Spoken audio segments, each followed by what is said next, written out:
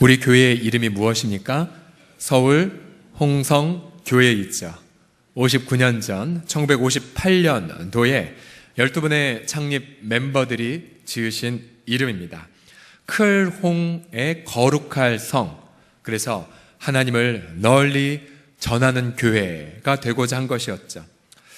자, 흥미롭게도 우리 교회의 영어 이름은 서울홍성 커뮤니티 처치인데요. 이 중간에 이 커뮤니티라는 이 뜻은 지역 마을이라는 뜻입니다. 즉 우리 교회가 지역을 섬기고 또 지역과 소통하는 공동체가 되자라는 뜻으로 영어 이름을 저렇게 우리 원로 목사님께서 지어주셨습니다.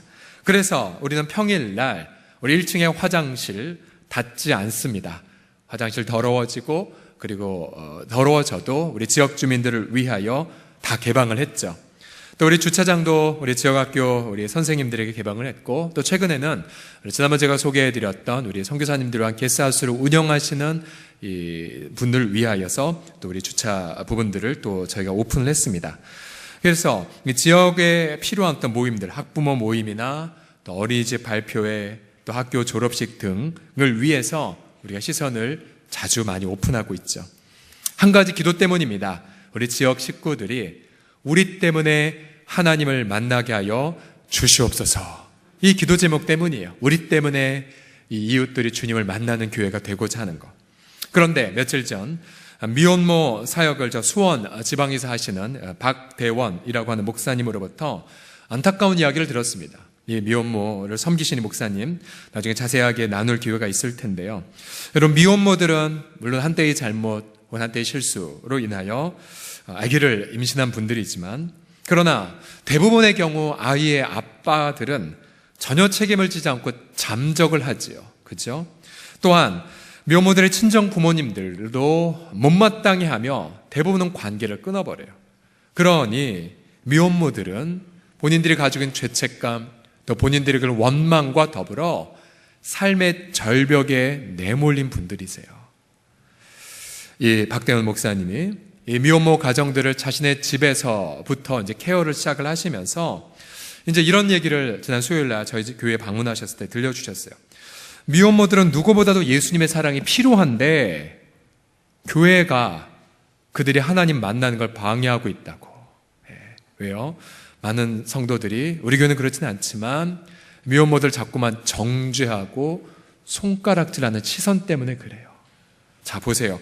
정말 하나님 사랑이 필요한 분들인데 이미 믿은 분들이 방해하고 있다니, 이 얼마나 안타까운 사실입니까?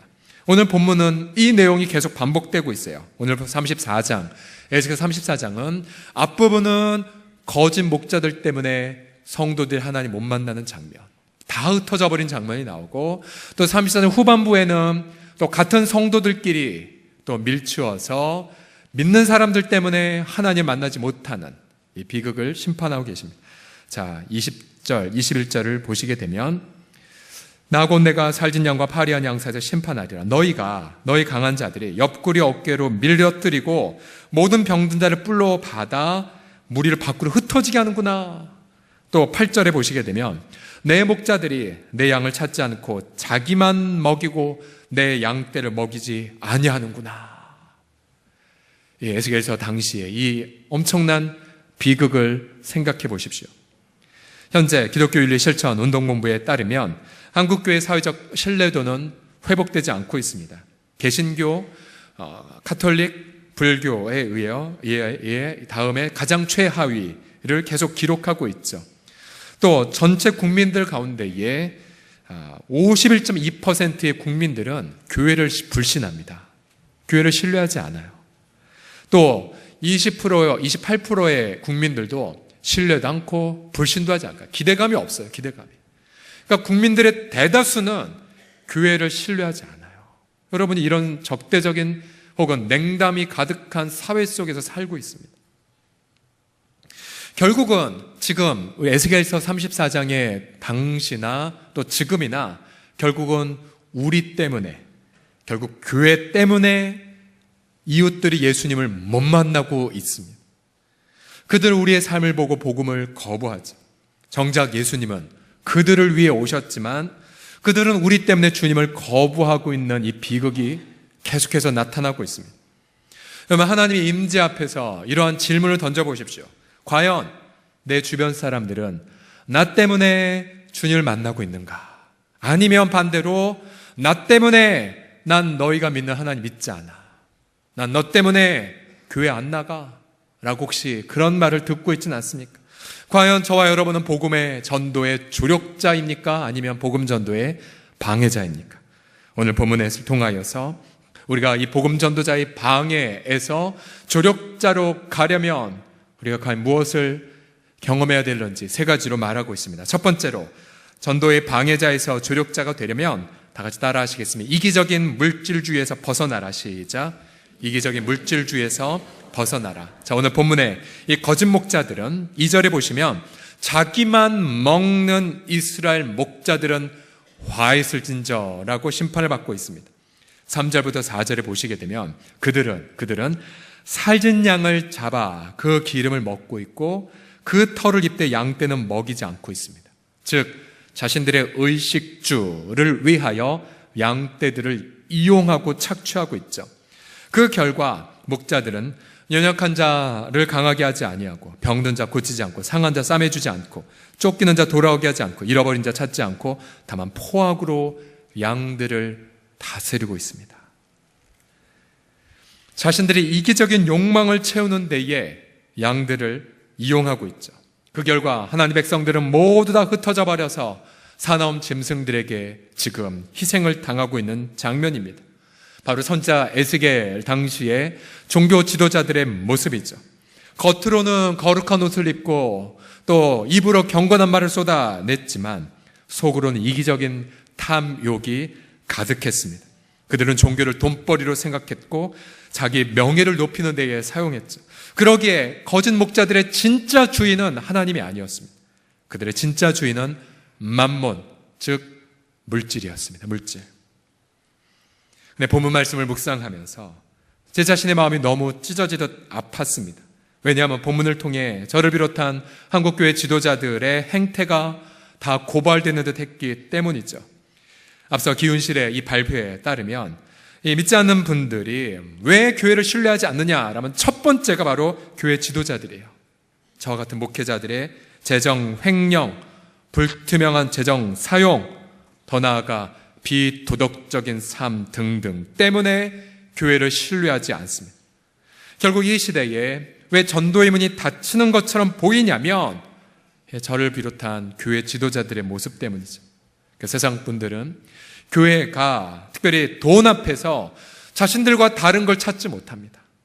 아니 오히려 가면을 쓰고 또 위선자인 모습으로 교회가 향하는 것을 보고 너희가 그렇게 사는데 우리는 마음을 열지 않겠다라고 다짐하죠. 그리고 우리가 새생명 축제를 선포하면서 우리 모두는 고통스럽게 이런 기도를 주 앞에 드려야 됩니다. 하나님, 우리가 먼저 복음에 합당한 삶을 살게 하여 주시옵소서.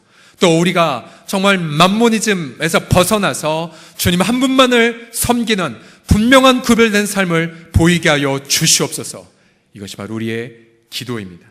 우리 주 예수님은 마태복음 6장에서 그러므로 염려하여 이르기를 무엇을 먹을까, 무엇을 마실까, 무엇을 입을까 하지 말라. 이는 다 이방인들이 구하는 것이라고 말씀하셨습니다.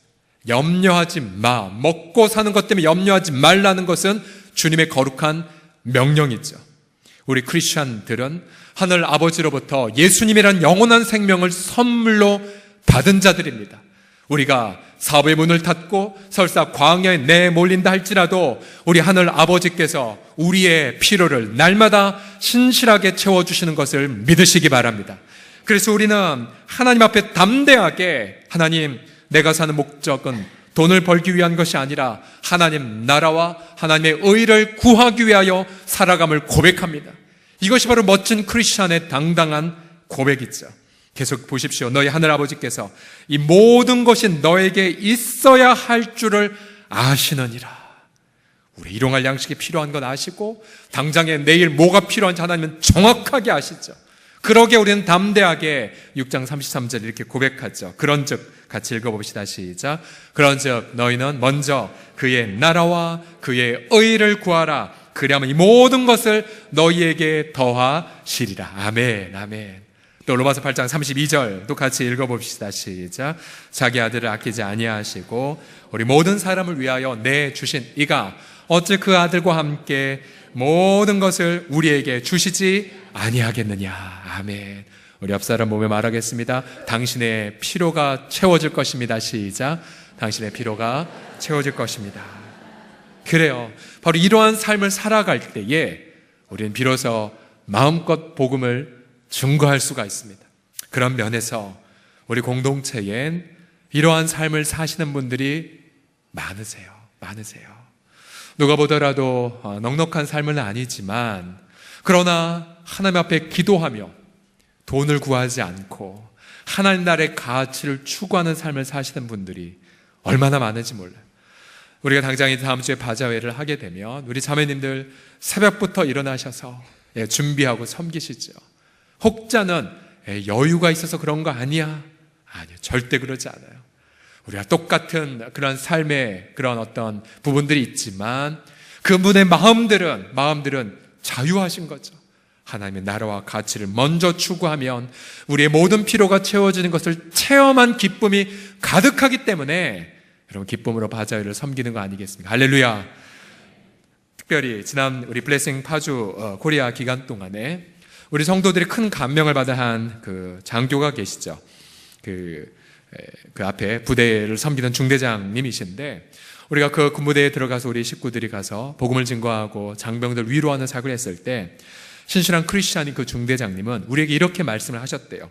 제가 이 부대에 배치된 이유는 우리 장병들에게 복음을 증거하기 위해서입니다. 얼마나 우리가 감동을 받았는지요. 그리고 그 장교는 그때부터 지금까지 우리가 섬겼던 교회, 남북중앙교회 새벽 예배를 빠짐없이 참석한다고 합니다. 이게 우리만이 고백할 수 있는 거죠. 내일부터 출근할 때에도 내가 돈 벌기 위해 온 것이 아니라 내가 복음 증거하기 위하여 또 하나님 나라를 확장하기 위하여 내가 이곳에 오너라. 그래서 여러분 이러한 크리스찬의 담대한 고백을 일터에서 선포하심으로 여러분들을 통하여 복음 전도의 문이 활짝 열려지기를 예수님의 이름으로 축복합니다. 두 번째로 복음 전도의 방해자에서 조력자가 되려면 정죄와 편견 의식에서 벗어나야 됩니다. 함께 읽겠습니다. 시작. 정죄와 편견 의식에서 벗어나라.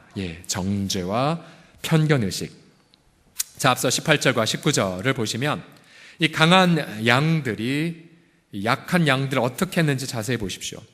너희가 좋은 꼴을 먹는 것을 작은 일로 여기느냐? 어찌하여 남은 꼴을 발로 밟았느냐? 그런 약한 양들이 밟혀진 풀을 먹을 수가 없죠. 또 너희 강한 자들이 맑은 물을 마시는 것을 작은 일로 여기느냐? 여기서 말하는 이 꼴과 물은 하나님이 주신 구원의 은혜를 상징한 거죠. 그런데 이들이 자기들만 영생받겠다고, 이들이 자기들만 축복받겠다고 하면서 그 결과로 남은 물을 발로 더럽혔느냐? 그래서 나의 양은 너희 발로 밟은 것을 먹으며 너희 발로 더럽힌 것을 마시는구나 라고 한탄하고 계십니다. 주님은 이런 강한 양들을, 즉 약한 자들의 그 갈망을 짓밟는 행태들을 본문에서 무섭게 심판하고 계십니다. 그런데 저와 여러분들도 이런 강한 양들처럼 이기적인 신앙생활을 할 때가 많습니다. 즉 내 종교생활 혹은 내 일 때문에 이 땅에 소외되고 고통하는 이웃들을 외면할 때가 얼마나 많은지 모릅니다. 로마서 14장 1절에 분명히 믿음이 연약한 자를 너희가 받고 즉 품어주고 그의 의견을, 그 연약한 생각을 비판하지 말라고 했지만 그러나 우리는 너무도 많이 정죄와 또한 편견으로 약자들의 그 갈망을 밟아버리죠. 만약 한 교회 공동체가 복음의 능력이 약해지는다면 그 공동체는 성도들을 서로 혈연으로 묶고 지연으로 나누고 학력으로 재단하고 또한 부의 잣대로 자꾸만 차별하는 일들이 일어나게 됩니다. 사회적 약자들을 품고 치유하기보다 편견으로 대하고 정죄하고 앞서 이 위원모의 사례들처럼 손가락질할 때가 있죠. 그러면 우리가 복음 전도자의 전도의 방해꾼이 되는 거예요. 우리가. 지난 9월 KBS에서 사람과 사람들이란 휴먼 다큐 혹시 보신 적 있습니까? 테너 강래우 씨 가정의 이야기입니다. 부제목은 우리 같이 살아도 괜찮을까요? 라는 그러한 이야기인데, 본래 저 강래우 씨는 청년 시절 가수가 꿈이었어요. 부산에서 부산가요제의 대상도 받은. 그러나 시간이 지날수록 가수의 꿈의 시련은 요원해지자 그 꿈을 포기할 즈음 방황을 시작했습니다. 담배도 피고 많은 방황을 하던 중에 20대 후반 어느 한 예배 시간, 주님이 나의 모든 생각을 아신다는 것을 듣고 뜨겁게 주님을 만납니다. 회개를 경험하죠. 얼마나 많이 바뀌었는지 주변 친구들이, 같이 놀았던 친구들이 이렇게 말했다고 합니다. 야, 네가 변한 거 보니 하나님이 살아계신가 보네 라고 말은 들 정도로. 그러다가 이제 공부를 하고 그러면서 결혼을 하셨는데, 이제 결혼했는데 둘 사이에 아기가 안 생기는 거였습니다. 이제 쉽게 애가 생길 줄 알았지만 생기지 않자 둘은 많은 기도를 했고 눈물로 간구했습니다. 그러다가 어느 날 입양을 결심을 했습니다. 그러면서 한 보육원에서 햇살이와 이슬이를 만났죠. 자, 이 부부가 입양할 당시쯤에 입양 특례법이 발표가 됐죠. 그래서 입양의 프로세스를 신청하려면 반드시 친생모가 자신의 아이를 호적에 올려야만 됩니다. 올려야만 돼요. 저희 가정은 이 케이스인데, 근데 저 가정은 입양특례법으로 인하여서, 그러나 많은 미혼모들이 뭘 선택했냐면 베이비박스를 선택했어요. 그래서 많은 아이들이 보육원에 들어왔습니다. 저 부부는 베이비박스를 통해 보육원에 맡겨진 아이들의 마음을 향했고, 혼자서 홀로만 있으면 클 때 외로울까봐 둘을 같은 보육원, 같은 방에 있는 두 아이, 햇살의 이슬이를 동시에 입양했습니다. 더군다나 보통 입양계에서 36개월 이상 된 아이들은 연장아 입양이라 해서 신생아 입양은 굉장히 좀 용이한 부분이 있는데 연장아 입양은 굉장히 어렵거든요. 이 가정은 연장아 입양을 선택했어요. 더군다나 큰 햇살이는 이 두개골 기형으로 이제 헬멧을 써서 교정을 하는 과정이 있었거든요. 보육원 선생님들은 얘가 헬멧을 썼기 때문에 입양 안 될 거라고 여겼는데 오히려 저 부부는 헬멧을 썼기에 아이를 입양했습니다. 햇살이와 이슬이. 이 가정이 경제적으로 여유가 있는 가정이 아니에요. 그러니 이 가정은 자연과 더불어, 사교육보다 자연과 더불어 아이들을 키우기 위해 또 시골로 귀농까지 했어요. 그런데 이 휴먼 다큐의 주인공은 지성이라는 아이입니다. 지성이. 이 지성이는 보육원에 있는 13살짜리 남자아이예요. 부모가 없기에 많이 눈물을 흘린 아이. 언젠가 엄마가 찾아올 거란 막연한 희망 속에 너무 많이 울어서 주변에서 너 그만 울어. 그럼 너무 마음이 아플 거야. 그래서 얘 정말로 인생의 마지막 소원, 버킷리스트는 가족 만나는 거였대요. 그런데 강래우 씨 가정이 이 아이를 만나 이 아이에 대한 입양을 진행하는 과정. 그래서 아이와 함께 집에 살고 또 할아버지 할머니도 소개하고 같이 집에 거하는 그 장면이 다큐에 방영이 되었습니다. 이 강래우 씨가 지난 수요일날 저희 교회를 방문을 했었는데요. 지금 어느 교회 찬양 지휘자로 섬기고 있습니다. 그러면서 이 다큐멘터리 마지막 장면은 이 지성이가 아빠랑 같이 차를 타면서 도라지꽃 향기라는 동요를 불러요. 그래서 아빠와 함께 노래 부르니 노래가 되네요. 그래서 환하게 묻는 모습으로 다큐가 마무리가 돼요. 이 영상 수백만 명이 보았습니다. 그 수백만 명이 무엇을 보았을까요? 저는 우리 한국교회가 신뢰도를 잃어버렸다고 했지만 오히려 지금이 결정적인 부흥의 기회라고 확신합니다. 왜냐하면 복음은 이처럼 사회적 약자를 품는 곳에 강렬하게 드러나기 때문이에요. 너무나도 강래우 집사님이 그런 말 하시더라고요. 목사님, 입양은 선교입니다. 입양은 선교. 그러면서 지금 또 다른 아들을, 한 10살짜리로 보는 아들을 입양을 지금 시도하고 있어요. 한 기독교 방송에 강래우 집사님이 이렇게 간증을 하셨어요. 제가 그대로 읽어드릴게요. 고아, 과부와 나그네를 돌보는 마음은 하나님이 기뻐하시는 일입니다. 저는 천국 갈 때 제일 좋은 면류관을 주십시오 라고 기도하고 있습니다. 입양은 거저받은 행복입니다. 한 아이의 인생에 동참하는 기쁨이 있습니다. 입양에 대한 마음과 감동이 조금이라도 들었다면 마치 임신을 했다고 여기십시오. 임신하면 아이를 지우지 않잖아요. 하나님이 주신 마음이라 여기십시오. 충분히 기도하고 두려움이 사라지게 되고 확신이 생겼을 때 입양을 선택하면 그 외의 모든 것을 하나님이 채워주실 것을 확신합니다. 40살밖에 안 된 집사님이 이렇게 강렬하게 고백하며 이걸 통해 얼마나 많은 분들의 복음의 그 전도의 닫힌문을 열 수 있을까요? 그러기에 우리 사랑하는 성도들이여, 교회는 우리 모두가 예수 그리스도의 보혈로 하나님의 아들, 딸들로 입양되었기에 교회는 입양 가정의 모판이 되어야 되고, 또한 하나의 생명을 포기하지 않고 사회의 모든 수치에도 불구하고 아이를 지키는 미혼모 혹은 미혼부들과 교회는 동행해야 돼요. 그게 진짜 교회입니다. 또한 몸이 불편함에도 불구하고 하나님 앞에 나아가는 우리 장애인들에게도 우리가 아낌없는 동행을 품어줘야 되죠. 교회가 이처럼 사회적 약자들을 품에 안고 그리고 겸손하게 동행하게 되면 여러분, 전도요 하지 않고 싶어도 저절로 돼요.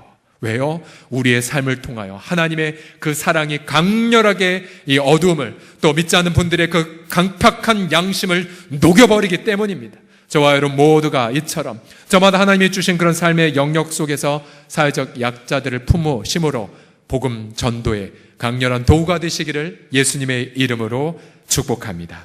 마지막으로 복음 전도의 방해자에서 조력자가 되려면 목자 되신 예수님만 증거하셔야 됩니다. 함께 읽겠습니다. 목자 되신 시작. 목자 되신 예수님만 증거하라. 자, 주님은 거짓 양들을 또 거짓 목자들을 심판하시면서 이제 11절과 12절에 결심하셨어요. 내가 친히 목자가 되리라. 주 여호와께서 같이 말씀하셔. 나 곧 내가 내 양을 찾고 찾되, 목자가 양 가운데 있는 날에 양이 흩어졌으면 그때를 찾는 것 같이 내가 내 양을 친히 찾아서, 그리고 캄캄한 날, 하나님의 임재를 뜻하죠. 그 흩어진 모든 곳에서 그것들을 건져내리라.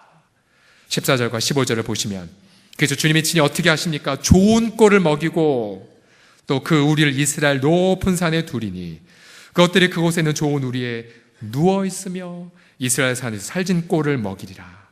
내가 친히 내 양의 목자가 되어 그것들을 누워있게 할지라. 주 여호와의 말씀이니라.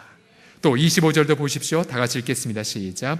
내가 또 그들과 화평의 언약을 맺고 악한 짐승을 그 땅에서 그치게 하리니 그들이 빈들에 평안히 거하며 숲을 가운데에 잘지라. 아멘. 하나님이 친히 목자가 되사 때를 따라 비가 내리고 풍성한 열매가 맺어지고 양들은 숲풀에서 안식을 누립니다. 여러분, 우리 하나님의 목자이시기에 저와 여러분들도 이 약속의 말씀을 한 주간 충만히 가정과 일터에서 누리시기를 예수님의 이름으로 축복합니다. 자, 그런데 하나님이 친히 목자가 되시겠다고 하셨는데 23절을 보시면 그 목자의 이름이 나와요. 내가 한 목자를 그들 위에 세워 먹이게 하리니. 또 다른 목자 누굴까? 보면 그는 내 종 다윗이라. 자, 다윗은 에스겔 당시 이미 죽은 분이거든요. 그러면 이분은 다윗의 후손을 뜻하는 건데, 내 종 다윗이라. 그가 그들을 먹이고 그들의 목자가 되리라. 그러면 에스겔서 34장의 목자는 하나님이면서 다윗의 후손이신 분이에요. 다윗의 후손이면서, 즉 인간이면서 하나님인 분. 누구를 뜻하는 겁니까? 참 하나님이시며 참 인간인 분, 바로 우리의 주 예수 그리스도이십니다. 마태복음 1장 1절에 다윗의 후손 예수 그리스도의 족보라. 다윗부터 예수님까지 족보가 소개되었죠. 그러나 그는 완전한 참 하나님. 그가 왜 이 땅에 오셨습니까? 목자가 되시기 위해 흩어진 모든 영혼들을 찾아 싸매주고 위로해주게 이 땅에 오셨죠. 그래서 요한복음 10장 10절에 주님의 이 마음을 한번 읽어보십시오. 함께 읽겠습니다. 시작. 내가 온 것은 양으로 생명을 얻게 하고 더 풍성히 얻게 하려는 것이라. 나는 선한 목자라. 선한 목자는 양들을 위하여 목숨을 버리거니와. 아멘. 거짓 목자는 자기 생명을 위해 양떼들을 죽였지만 선한 목자 되신 예수님은 우리들을 위하여 자신의 생명을 버리셨습니다. 그가 버리시자 우리가 죄와 허물의 용서함을 받았죠. 영원한 사망에서 건짐을 받았습니다. 악한 영들이 더 이상 우리를 괴롭힐 수가 없죠. 우리는 주의 품 안에서 영원히 안전함을 체험합니다. 바로 자신의 생명을 바치신 목자 때문에 그렇습니다. 그러기에 여러분들 선한 목자 되신 그 예수님 때문에 행복함을 나누십시오. 선한 목자 되신 예수님 때문에 평강을 이웃들에게 자랑하십시오. 여러분들의 그 증거와 자랑을 통하여 우리 목자 되신 예수님의 영광이 우리 이웃들에게 가득히 드러나게 될 줄을 믿습니다. 우리 선한 목자 되신 예수님께서 죽기 위해 오셨다면, 자 그러면 우리가 복음 전도의 조력자가 되는 중요한 해법이 나옵니다. 해법은 바로 죽는 것입니다. 우리가 죽는 것이에요. 자, 제가 지난 월요일 날 노예 체육대회 때 어느 한 청년과 대화를 나누는데 예배 헌신에 헌신단 청년인데 이 청년이 문득 저한테 이런 말을 하더라고요. 목사님, 저는 반주하다가 죽을 겁니다. 이게 그 청년의 비전이에요. 반주하다가 죽는 거. 화요일 노예 안수식, 목사 안수식 때에 어느 늦은 나이에 안수를 받는 분을 소개받았어요. 그분은 자기 동생이 선교사로 인도 땅에 갔다가 불과 몇 개월 만에 순교를 당하셨대요. 그래서 형님은 그때 장교였는데 포기하고 늦은 나이에 신학을 해서 목사가 되었습니다. 그리고 이렇게 말했어요. 저는 2020년에 인도 땅에 선교사로 갈 겁니다. 죽음을 대신하며 죽음을 묵상하며 가는 거죠. 그 순간 우리 교회 출신인 어느 모 선교사님, 그분이 가지고 있는 그러한 시민권으로 북한 땅을 자유롭게 들어다니면서 이런 고백을 늘 하셨죠. 우리 교회 올 때마다 목사님, 저는 하나님의 숨겨진 백성을 북한 땅에 찾을 때 이거로다가 죽어도 괜찮습니다. 그곳이 저의 사역지이기 때문에. 그러면서 그분이 올 때마다 가족들에게 저 죽으러 갑니다. 저 죽으러 갑니다. 저 죽으러 갑니다. 근데 여러분, 이곳에 바로 복음 전도의 조력자가 된 비밀이 숨어 있어요. 우리 주님이 약속하셨지요. 누구든지 나를 따라오려거든 자신을 부인하고 자기 십자가를 지고 날마다 나를 좇을지니라. 여러분, 우리 가운데 보세요. 죽기 위해 사는 분들은 죽지 않으세요. 오히려 그 주변에 무수하게 많은 생명의 역사가 일어나는 것을 경험해요. 그러나 살기 위해, 돈벌이를 위해, 권력을 위해, 나 하나 잘 살기 위해 사는 분들은 그 안에 생명이 없어요. 그리고 오히려 복음 전도의 방해꾼으로만 사는 경우를 얼마나 많이 보셨습니까? 지난 명절의 한 중간에 급한 전화를 하나 받았습니다. 그것은 저와 학부 동기였던 선교사 친구의 그 와이프가 암으로 투병 중에 있었거든요. 기도하고 그러면서 저한테, 경철아, 영적 전쟁이 치열하다. 아직 사모의 그 식구들이 아직 안 믿는 사람들이어서 반드시 이걸 통해서 예수님이 증거돼야 되는데 기도해달라고. 근데 안타깝게도 명절 금요일 날 그의 선교사 사모님이 저와 나이가 같은데 암으로 소천하셨다는 소식을 들었어요. 너무 마음이 아팠어요. 너무 미안했어요.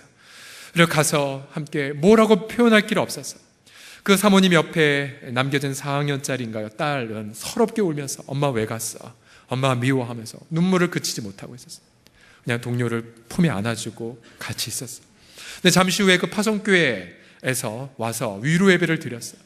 저도 그 위로 예배에 참석했을 때 그 파송교회 담임 목사님이 그 소천하신 사모님께서 마지막 병상에서 무슨 말을 남기셨는지 저희한테 들려주셨어요. 사모님이 하신 말, 목사님, 아직 저희 친정어머니 믿지 않고 또 저희 언니들 믿지 않지만 제가 하늘의 미랄이 되어 드려진다면, 그래서 제가 미랄이 되어 우리 식구들이 주님을 만난다면 그걸로 족합니다라고. 그 고백을 통해 우리 사모님의 그 젊은 나이의 소천의 의미가 조금은 해석되는 듯 했어요. 많이 울었지만 그러면서 그 다음날 집안에서 그분들이 올라오신다고 그 시댁 친정 식구들이 모두가 다 예수님 만나도록 얼마나 많은 눈물의 기도를 드렸는지 모릅니다. 우리 사랑하는 성도들이요, 이제 올해 2017년도가 10월 이제 한 겨울로 접어들기 직전이죠. 저와 여러분 올 하루 올 한 해 무엇을 위해 살아가셨습니까? 이제 우리 모두가 선한 목자 되신 주님의 사랑을 받았다면 여러분들이 희생을 할, 여러분의 삶을 나누어 줄 그 누군가를 선택하십시오. 성령 하나님이 지금도 여러분들을 위하여 계속해서 기도하시면서 사랑하는 나의 아들, 사랑하는 나의 딸아, 나와 함께 잃어버린 나의 자녀들을 찾기 위해 함께 길을 동행하자고 말씀하십니다. 기도하겠습니다.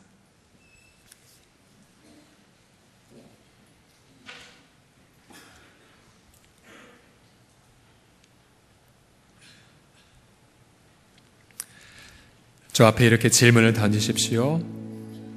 주님, 나 때문에 우리 가족이 다 예수님 만나게 해달라고. 그러나 회개하십시오. 하나님, 나 때문에 혹은 우리 교회 때문에 혹은 한국교회 때문에 복음 전도의 문을 막아버린 그런 삶들을 좀 회개합니다. 특별히 지도자부터 시작하여 우리들의 삶 때문에 많은 안 믿는 분들의 양심이 사실 많이 상해 있어요. 기대감이 컸지만 기대가 큰 만큼 교회를 더 많이 욕을 합니다. 그러나 절망하며 앉아있을 수 없죠. 날마다 하나님의 사랑이 우리 속에서 우리의 영혼을 자꾸만 만져주시기에, 우리가 경험한 이 구원받은 이 감격을 부인할 수가 없기에 우리 올해도 기쁨으로 올 한 해의 모든 것들을 다 모아 복음을 증거하고자 합니다. 여러분, 누구에게 복음을 증거하시겠습니까? 함께 시간 회개와 결단의 기도 하나님 앞에 드립시다. 기도하겠습니다. 살아계신 아버지 하나님, 우리 회개합니다. 우리를 용서해 주십시오. 우리 때문에 아버지 하나님이여 양들이 흩어졌고, 우리 때문에 양들이 찢겨졌고, 우리들 때문에 양들이 고통하며 눈물 흘리지만, 또 우리 때문에 연약한 자들이 더러운 아버지 하나님이여 꼴을 더욱 더러워진 물을 마시며 좌절하고 있건 우리를 용서하여 주시고, 그런 아버지 긍휼에 풍성하신 하나님의 그 사랑으로 우리 가운데에 함께 임재하여 주셔서 아버지 생명을 걸고 정말 교회가 건강한 교회가 되기를 목숨 걸며 기도하는 우리 모든 귀한 지체들, 아버지 하나님이여 정말 생명을 걸고 한 영혼을 위하여 씨름하며 애쓰는 우리 모든 귀한 사랑하는 선교사님들, 아버지 우리 교회 공동체도 아버지 그 영혼들을 품에 안고 아버지 하나님이여 주님의 그 사랑을 나누는 아름다운 복음전도 열매를 맺는 올 한 해가 되어지게 하여 주시옵소서. 우리 주 아버지 우리를 붙잡아 주시고, 특별히 아버지 우리 가운데에 여전히 연약하고 고통하고 눈물 흘리는 심령들 선한 목자 되신 주님의 이름으로 위로를 누리고 아버지 회복을 받으며 평강을 체험하고 행복을 나누는 아름다운 아버지 하나님이여 행복자들이 주여 되게 하여 주십시오. 하나님의 사랑 성령으로 말미암아 우리 가운데 충만히 부어지게 하여 주시옵소서. 하나님, 참 우리 때문에 많이 고통하고 계시지요. 우리의 못난 모습 때문에 하나님의 그 아름다운 이름이 짓밟혀져서 수치와 비방을 받는 이 세대 속에, 그러나 주님, 우리가 너무나 못났고 너무나 부족하지만 우리 때문에 당신의 순결한 이름이 방해를 받고 있지만, 그러나 주님, 우리가 죄를 자백합니다. 그리고 우리가 회개하나이다. 못났지만 그러나 주님의 무궁한 긍휼과 자비로 인하여서 주님, 우리가 당신의 영광을 충만히 드러내는 사랑의 통로가 되게 하여 주시옵소서. 이 시간 특별히 한 주간 동안 고통하며 아파하며 그리고 눈물 흘리고 피를 흘렸던 자들, 이 시간 선한 목자 되신 예수 그리스도의 이름으로 선포하나이다. 치유를 받을지어다. 자유함을 누릴지어다. 온전한 위로와 행복을 향유할지어다.